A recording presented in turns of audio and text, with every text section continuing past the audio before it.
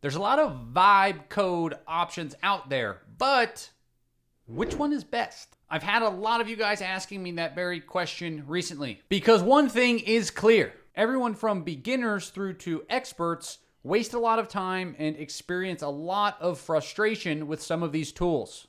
And you've got two camps really inside of the AI vibe coding community. You have the entirely hands-off approach using tools like Replit, like V0, like Lovable. And then you have this more hands-on camp, which is using tools like Cursor, like Windsurf, and other planning tools that help them plan those projects ahead of time. And so I personally fall in that second camp. And I do think it is where you need to get to no matter your experience level, because it'll help you overcome a lot of the limitations that are inherent in that more hands-off approach. So my goal for this video is to break down Replit, V0, Lovable, and talk about where I would actually consider using them. If you're already a subscriber to my channel and use some of those vibe designing and vibe planning workflows that I talk about in other videos, welcome back. There still will be some golden nuggets for you in this video, so I do recommend that you watch. If you're new to the channel, well, strap on in because I do not like to beat around the bush with this stuff. I have a few actual real life businesses where I use AI, sometimes on the automation side, sometimes on the coding side, and I like to bring real world, grounded, practical use cases of these tools. So unfortunately, you probably won't see any 1 million agent do everything in my entire life systems on this channel, but that's okay. So minor smack talking aside, let's get into it. So the plan for this video is that we are going to try to build out two different screens from an app that I'm actually building using Cursor and some other vibe designing systems. We're going to try to build those two screens inside of each of these tools and compare the outputs. And so the tools we're going to be looking at, again, Replit, V0, and Lovable. And so we're going to go platform by platform, do like a 1,000-foot eagle eye view looking down, soaring amongst the clouds and looking down over the landscape and seeing like, what are these tools meant to be good for? And are they good for them? We'll go through the exact prompt and use the same exact prompt in each of those tools and look at what type of output we get and how they're different. And like I promised, we will talk about where I would consider actually using each of these tools, if at all, in my actual coding workflows. And so this video is going to be good for you if you're in that hands-off camp and you want to see if you are using the correct tool for your problem.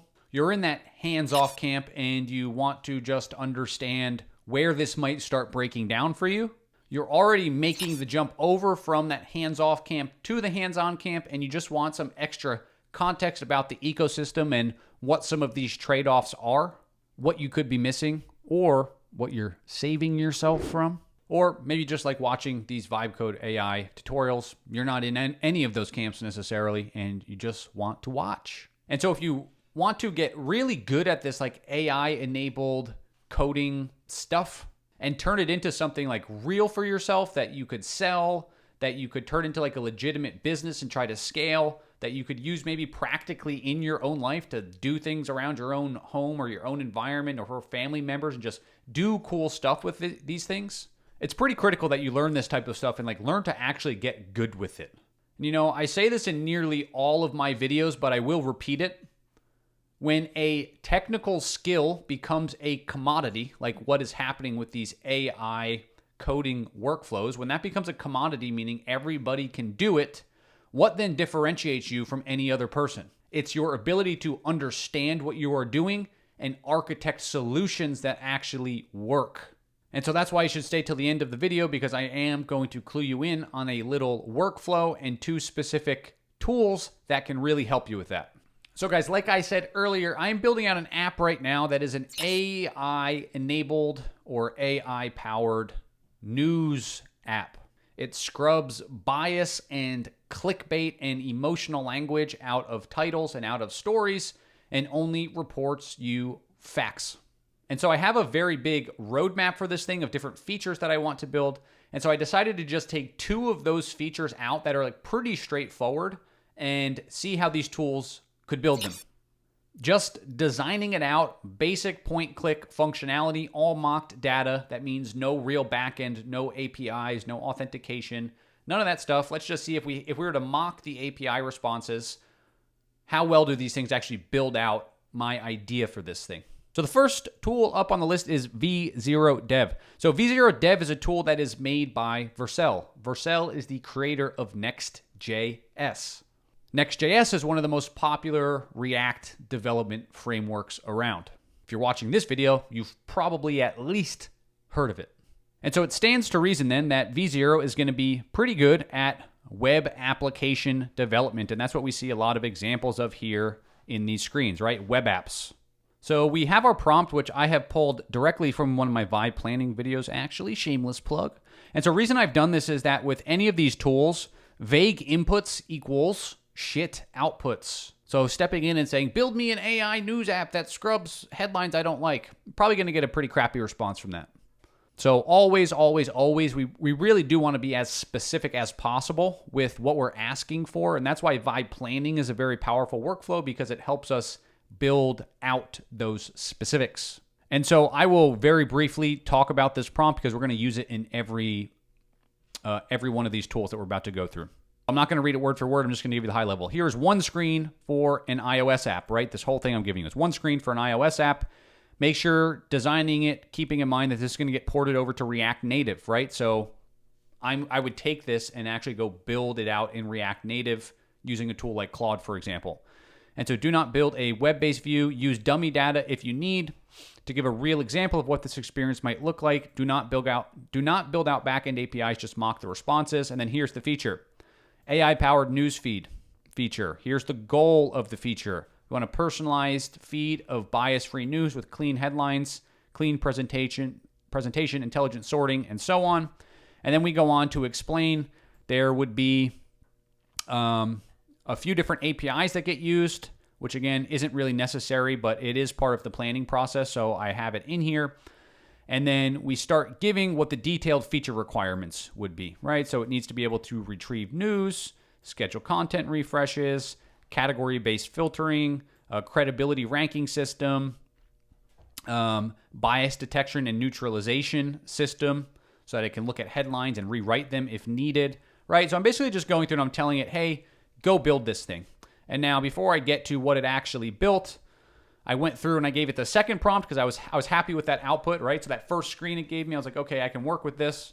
And then I said, okay, let's just build the next feature then. And so we went on and said, okay, build the next feature, same instructions, mock the data if you need to, and then make sure it's integrated, meaning when I click on an article, I want it to go into the article view. And that's what we're building here, the detailed article view, right? So if the first screen was a news feed, this is now what happens when I click into one of those things. And I'm saying, hey, here's all the different things that I want to be able to look at in that feed or in that specific list item. And so it went through, went back a tiny bit with a little bit of error handling type stuff, and out popped our result. And so this was honestly it was pretty good. So functional news feed, we can scroll, we can, click these bookmark things and get some sort of UI feedback. We can choose different categories and it does this little analysis kind of thing. It has these bias scores in here where we can look at what this might look like. Something that I thought is really nice is we can toggle this to look at, hey, what is the kind of zapped version of it? Congress passes new climate legislation versus Democrats push controversial climate bill through Congress, right? And this tends to be how news is kind of presented to us. And so I thought that was pretty good, to be honest. And so if we click into an article, and so once this thing loads, it's looking pretty cool. I do like how it looks. So it gives us this nice little summary, key facts of this story. So what are the facts of the story? And then it has this kind of fact-checking situation and how confident it is in that fact. I thought this was pretty cool. It does have this section where you could link out to the full story. Timeline of events leading up to this event, which to me is really important. People often lose the historical context behind something. It's what's actually going on over the past 10, 20, 30 years that led to this happening. Key people involved in the situation, related stories, and then some source information, actually rating the source overall and talking about their bias tendencies and things like that. So for just mocking data, I did think this was pretty good. So all in, like as a one-shot type of thing with this pretty robust prompt that I gave it, I was pretty happy with the output. But let's zoom out for a second and think again like 1,000-foot view soaring around like an eagle. If I say I was pretty happy with the output, why wouldn't I want to actually use this in real life? At least for like building a thing that I'm intending to use as a production-ready app. Right now, this is just a mocked up UI, right? So this is all stuff that they probably just have on the back end, like a little JSON file where they have all of this, all of the stories are coming through just as test data, basically. And so, yes, we could come up here and say, hey, well, they have third-party integrations. You know, we could try to connect Supabase for a Postgres backend. We could try to put authentication in place, right? Some more basic, like, hey, you better be able to do that type of functionality. But when it comes to control over integrating third-party APIs and tools, V0 specifically starts to break down. So what I did here in order to demonstrate this is I went over and I created a fork. So that's one of the things that's kind of cool about V0 at least, is that you can fork off. So I went in here and I said, hey, fork this and open it in a new chat so I could show you this next stage of functionality. And so what I wanted to do here is I said, okay, well, I want to start building out this ability to chat with the article so that the user can actually ask the AI to give it context or have a conversation around that story. Again, all based in the fact. And so that obviously like means a few different things. And so if I want to be able to like chat with these articles and have it remember facts and all of this type of stuff and remember conversation histories and how I like to have stories broken down for me and things like that, we need to start using more advanced tools like vector databases that can store these things, that the AI can intelligently retrieve them. How are we going to start chunking our tokens when we send them over so that full context is retained and things aren't lost?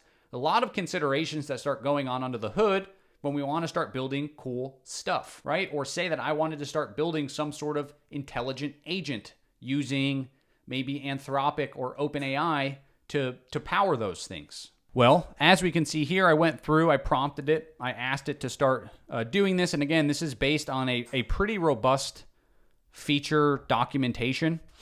It went through, a little bit of debugging back and forth because there were a few problems. And we never actually got to the point where there was a functioning app. So let me show you that here. And so if we come in here and we have this chat bubble that's up here, and let's say I want to ask questions about this story.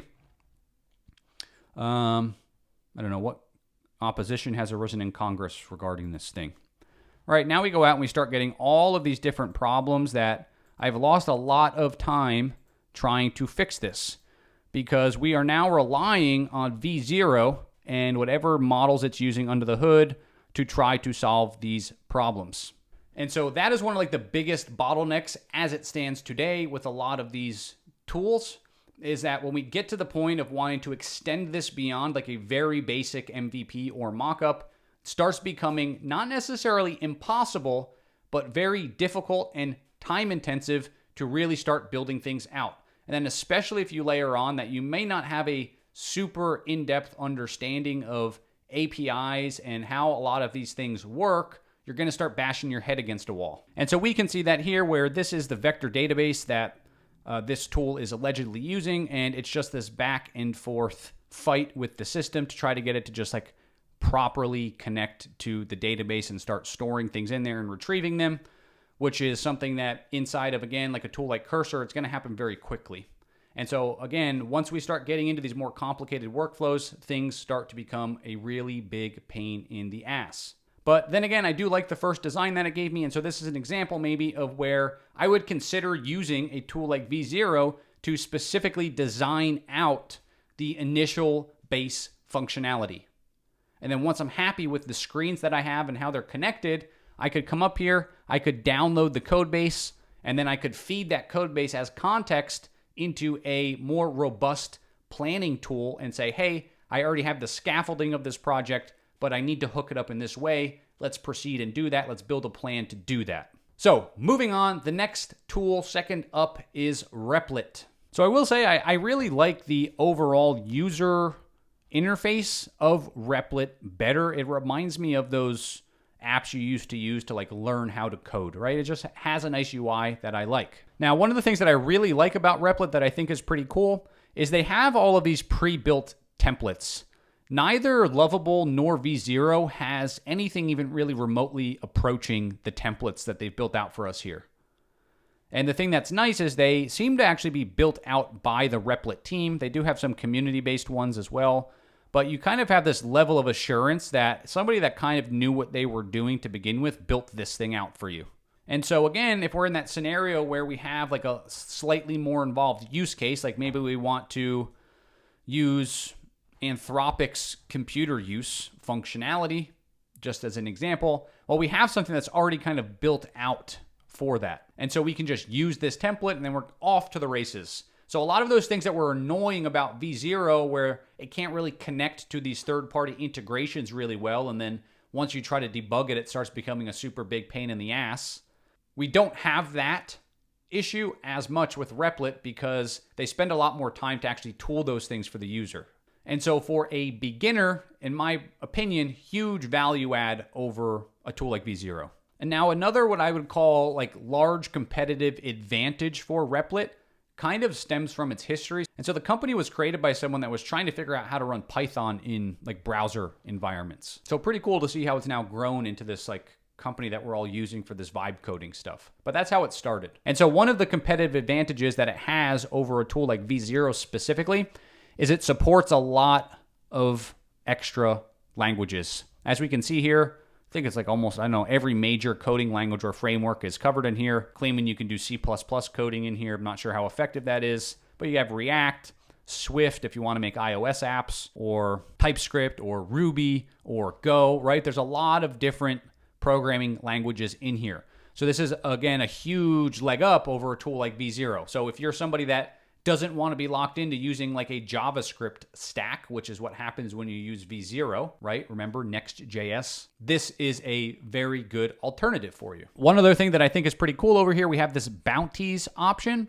And so you can come through here and you can actually like get paid to do some of this stuff. And so they have these little bounties. You want to make a quick $500. You can come in here and try to help the person figure this out. So pretty cool stuff. And again, imagine we came in and we wanted to, build a game, for example, which a lot of people are all about. They have templates for that. So say you wanted to create a Python game, you could come in here, say that you want to use this template, and then you could come in here and say, build me a snake game, right? Something pretty basic. But now it's going to go through, it's going to have this gaming library kind of pre-configured for you, and it's going to go out and it's going to build this thing. But getting back to the task at hand, what we really wanted to do here was rebuild those initial two screens. And so again, we pasted in those same exact prompts in here. Same exact prompt. I did not change anything. Same exact prompts, and then went through step by step and eventually resulted in this output. Now, the one thing that I will say and be very transparent about is it took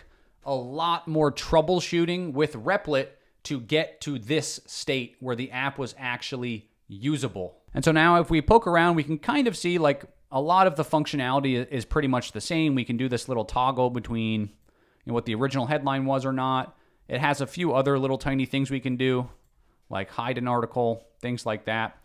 So kind of cool. Now, when we click into the detail view, the design was like very shitty, to be honest. Like this is something that I feel like I would have made in high school, right? Messing around in Dreamweaver. So again, the thing that's interesting to me is that these are the same exact prompt, right? I did not change anything. Same prompt, Replit to V0. V0 created something that I was like, this actually looks kind of good. Like I would integrate some of this into my app that I'm building. This looks like it was made by a 5-year-old. And so I think the reason that this happens is that we've run into like that age-old adage. If you try to be everything to anyone, then you become nothing to no one. And I think what's happening is that when you look at a tool like V0, it's built on the Next.js framework, right? So it's all TypeScript, React, JavaScript, and like some specific styling libraries that like it uses those all the time. And so it's trained on like a very specific data set, a very specific way of solving that problem.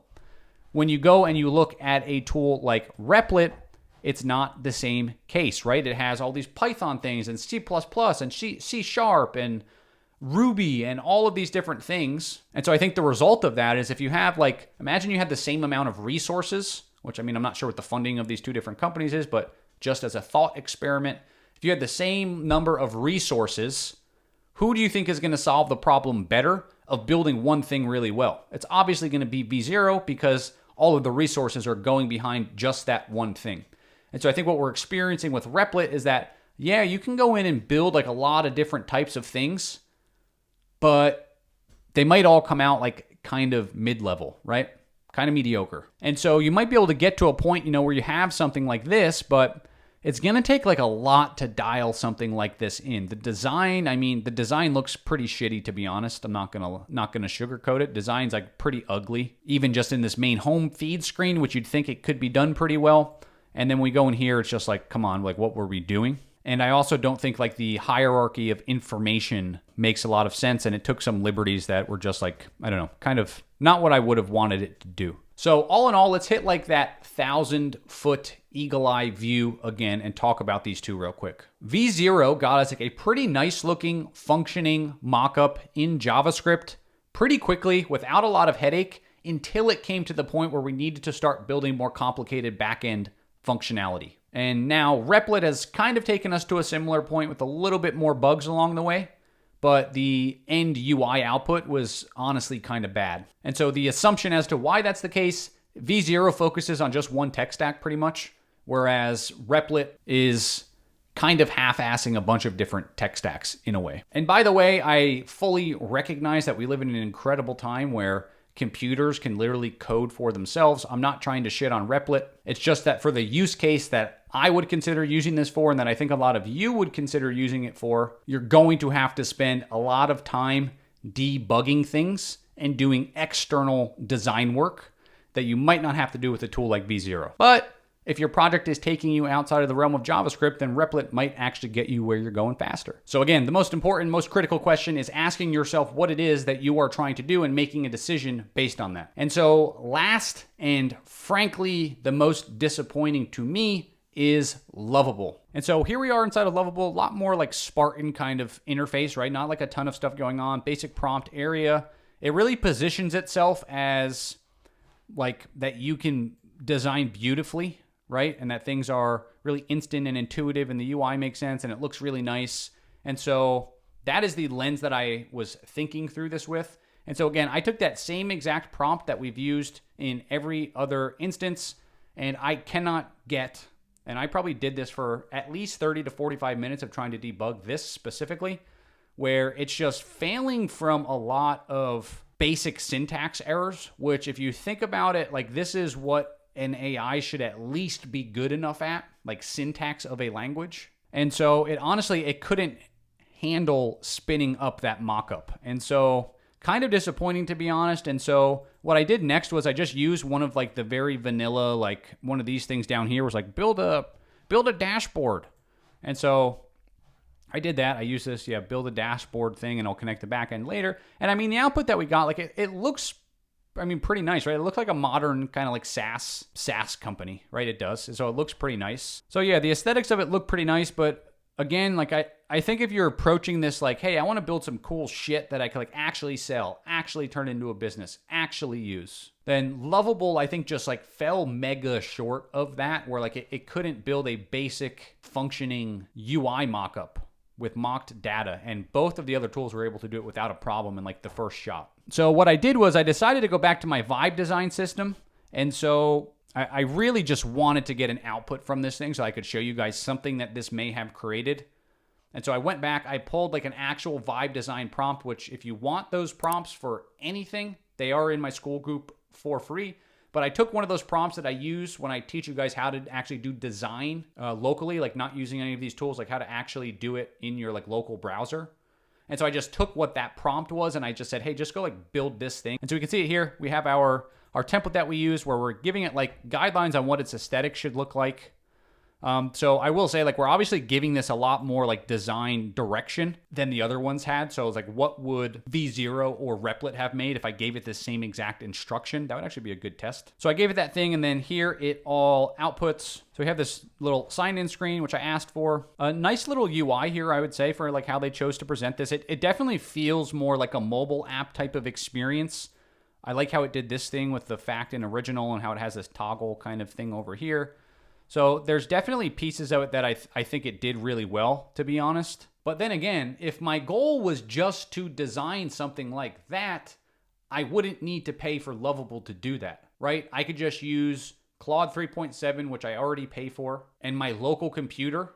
And based on my Vibe design system, I could have something that looks like this, if not better, very quickly. So it's like if Lovable can't get me to the point of being able to build an actual interactive UI with mocked data, then like, what are we doing really? Like, I can't use it for any practical use cases. And again, all these other videos that I keep like casually dropping as a shameless plug, I will link them all below as resources in this video, so you can go look at them if you want to. So what is our alternative to the shortcomings of these things? So I didn't mention this in the beginning, but when I first sat down to do this specific video, what I did is I was trying to build a video game. And so I wanted to make a browser-based game based on the 2000s hit Bubble Busters, which, shout out in the comments, hit me up if you used to play Bubble Busters. But all three of these tools failed miserably at building a browser game. So much so that like I couldn't even really use the video. It would have just been so dumb. So I had to pivot it. And so taking like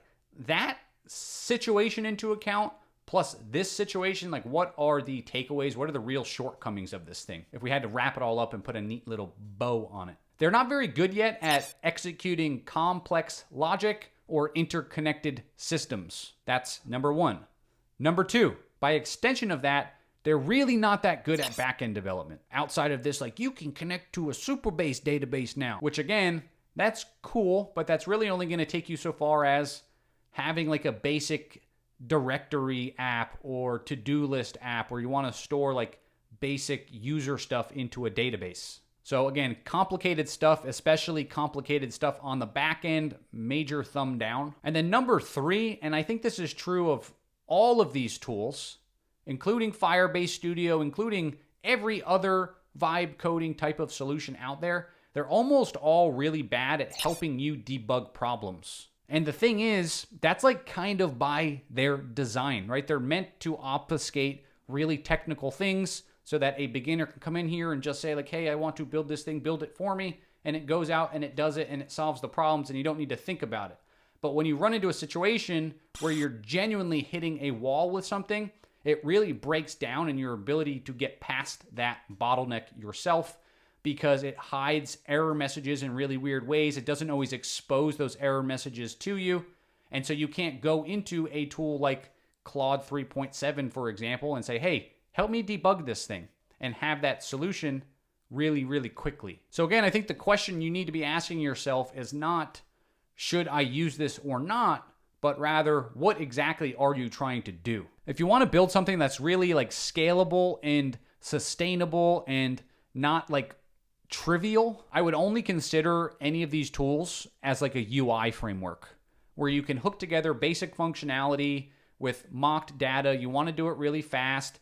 Maybe you hate like the setup and the DevOps side of building React like on your local computer, and you still want to have the thing kind of come together so that you can then pass it over there. Like, it's kind of okay for that type of situation. But if it were me, which this is what I do, and if you saw my video last week on Manus AI, you should really, really, really take the time to learn how to vibe plan your apps. That is where the majority of like expert level software development takes place. It takes place in the planning stage. And so you can plan in a tool like that and then break it down into detailed task lists and pump those task lists into a tool like Cursor and then have the entire app built out. So like I did mention in the beginning of the video, there were two tools that I said are awesome that you should stick around for the end to see.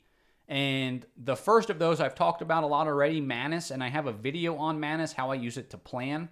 But the second one, which I'm spending a lot of time using now for myself inside of Cursor, is a tool called Claude Task Master. It is a open source, completely free GitHub repository. You can find it here. I will also link it below the video. What this does is it can take a complex feature specification and break it down into a step-by-step list of tasks that need to be executed and in what order to make sure that things don't break. Why is this important?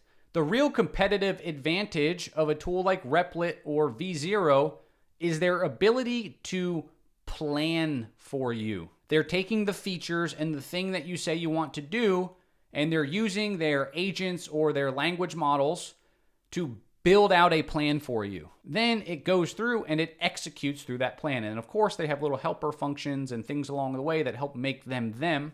But that real, like to the user, like what is the benefit of one of those tools? It's largely that planning process. It is the plan that is the magic, not the writing of the lines of code. So if you want to break free of the shackles of those tools and a lot of the things that we've talked about in this video, you need to learn that skill of planning, which, shameless plug, I do have prompts for that inside my school group that you can go download for free. And once you have learned how to plan, you can use a tool like Claude Task Master to build that plan into step-by-step action steps and then just move through the entire list. And so it's a best of both worlds scenario where, yes, it's a little bit more intimidating for a beginner, but you now have this planning capability that you would get in a tool like Replit or V0, but you have like the extensibility and customization of building something in a free environment like Cursor. And I don't mean free based on like the price, I mean free based on